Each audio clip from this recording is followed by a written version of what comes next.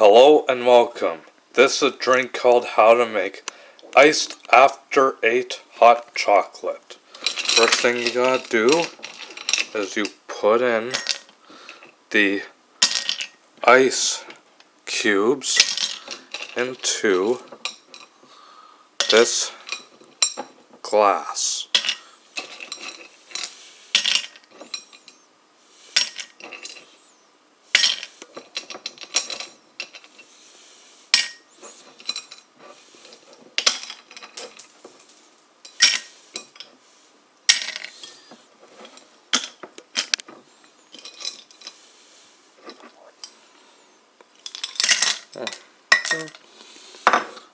And after that,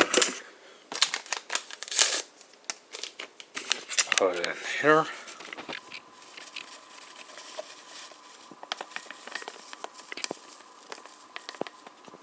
And after that, you pour in the water.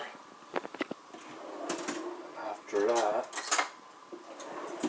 you get a spoon to stir it all up.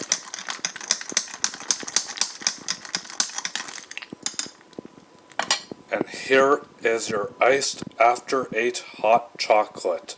Enjoy it, thank you for watching, and have a peaceful night.